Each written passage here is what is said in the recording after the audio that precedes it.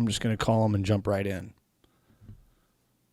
to the fucking weirdest phone call of my entire life. The fucking heart is racing.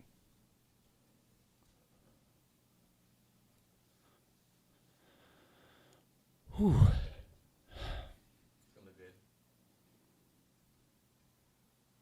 Hope he doesn't have any trouble hearing me. I'm just going to try to speak nice and loud and clear and concise. Here we go.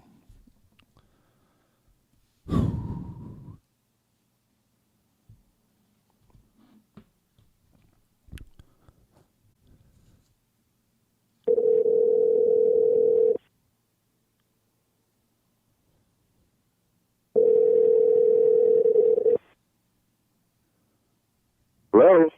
Hi, Mr. Waters. Hi, hold on one sec. Yes.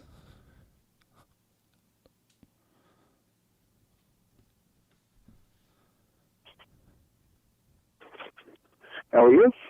Hi, this is Hello? Hi, how are you? Brandon? Yeah, are you able to hear me? Yeah, I can hear you. Yeah, I just had to close the door. I'm here. Okay, gotcha. I would like using a weird system, so I just wanted to make sure you were able to. Yeah, able to if hear. you're on speakerphone, if you could talk in the speaker and loudly. Okay. All right, that's better. Gotcha.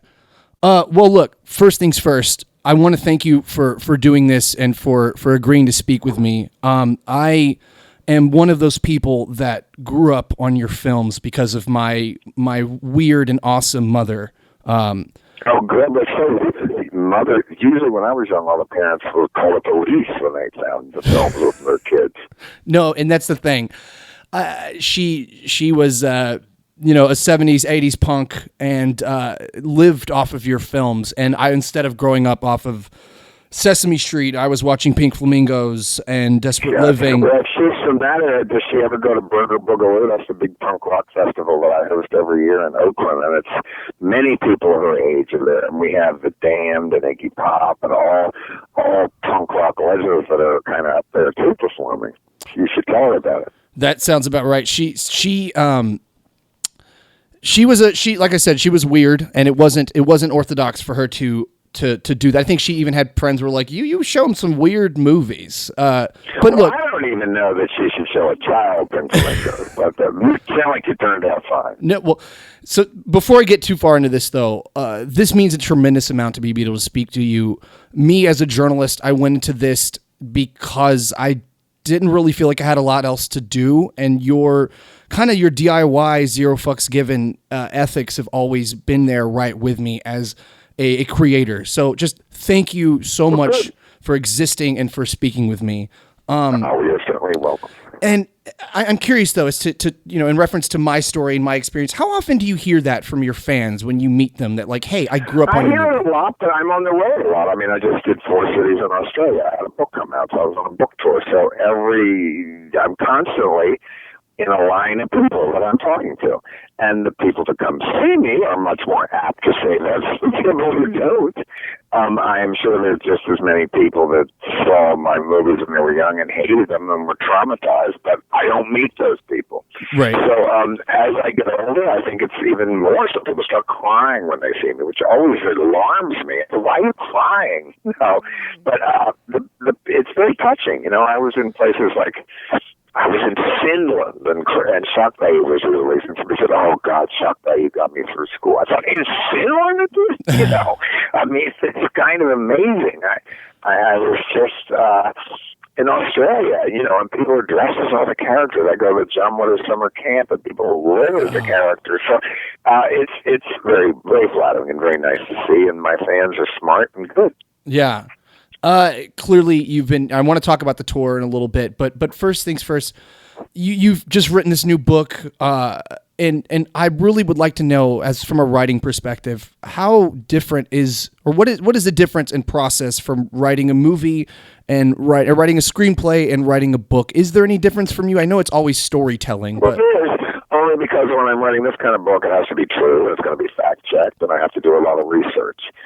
When I'm writing a movie, which is fiction, it has to be certain acts. It has to be told through dialogue. But it's still the same process. I have to sit down every day and do it. I have to think it up. I have to outline it first. I have to, role models took 6 months. No, I won't, no. Mr. Know-It-All took 3 years to write. But it took probably 3 or 4 months to even think up the book idea enough to sell it, to get a book deal. Same way with the movies. Half of it is thinking it up. Once you prep the whole thing up, the writing part of it isn't quite as hard because it's the ideas and the plot of the outline of the whole thing that's the most important. Right. They're all hard, but they also, I'm not the kind of writer who's agonizes sitting there 10 days in a row with a blank pad. Knock on wood, that's never happened. Right.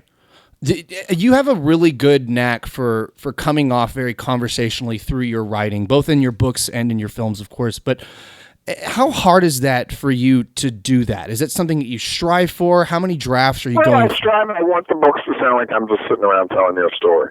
Right. But to do that, I do many drafts of the book. Well, I turn them to the publisher. It's usually the 5th draft. But the hardest part's the first draft. You just keep going, and you don't endlessly reread it every day. You just keep going, and then at the end, you think, you read the whole book, and you think, who wrote this? I don't remember writing this. And then you rewrite it, and then it becomes good, hopefully.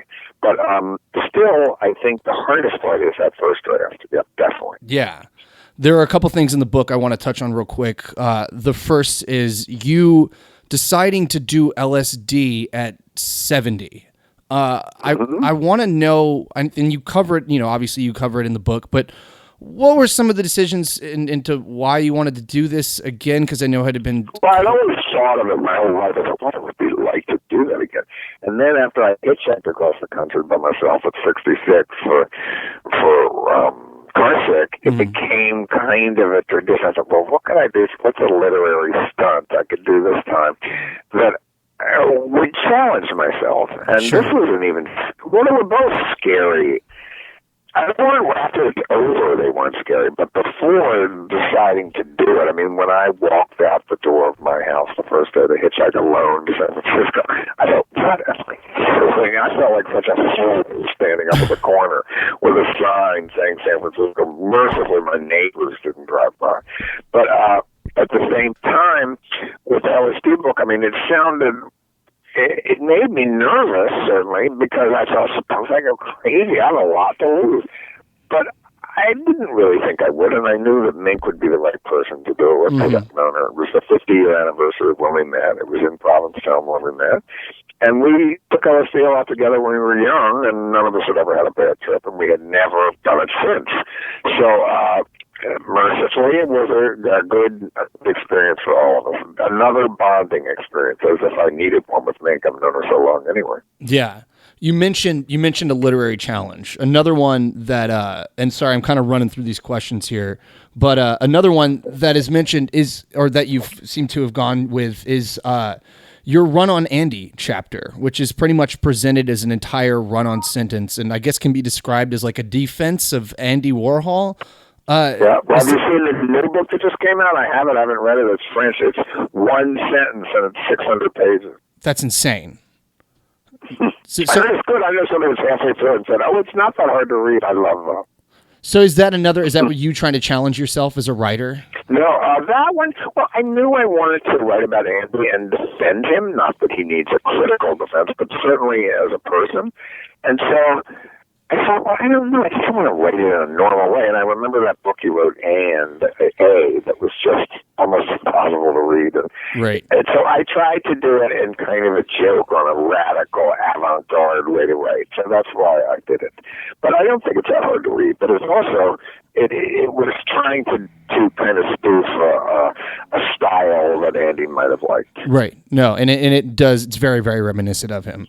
There's a quote here that I really stuck with me from the book. If you have to ask, how do I become successful in show business, you never will be. The question is not how, but always when. The damaged and the driven, like you and me, are also are so determined that we won't take no for an answer.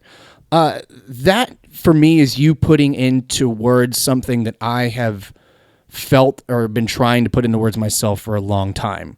Can you expand on that? Otherwise, everybody would be a film director. Well, wouldn't it? Pays well. You get to tell people what to do.